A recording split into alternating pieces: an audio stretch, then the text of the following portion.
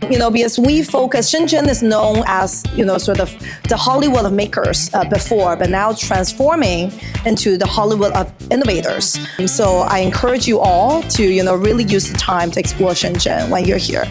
And to come to this land, assume this is the first time for everybody come to Shenzhen, right?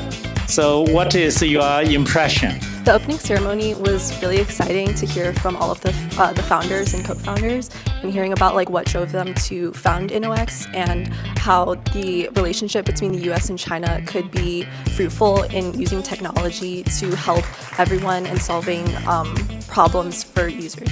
This is a place of innovation, but innovation that happens at an exponential speed, which is very impressive to me.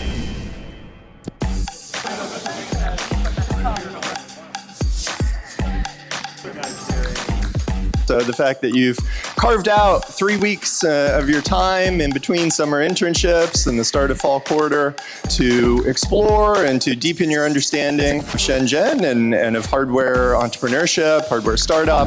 I came here because Shenzhen speaks about technology instead in the language of building.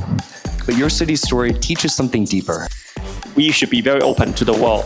This is what Shenzhen secret, one of the Shenzhen secrets. I feel like you are the future of the US or even with the US-China relationship in future.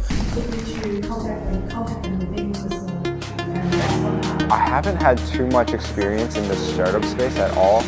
My goal is, I guess, to just learn how people think differently, and especially in a Chinese work culture environment, which is, I've heard, being very different from the US. I'm curious as to what all these nuanced differences are.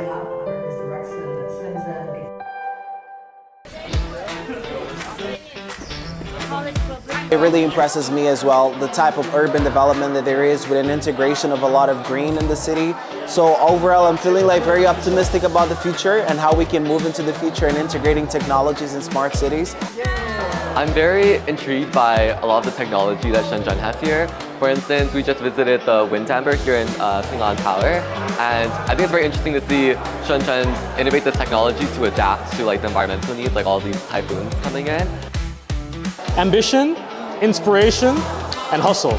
I'm ethnically Nigerian, so I think looking at a place like Shenzhen that has, developed so much in the past 40 years, what kind of lessons can I take and, hopefully inspire the same kind of transformation in Nigeria?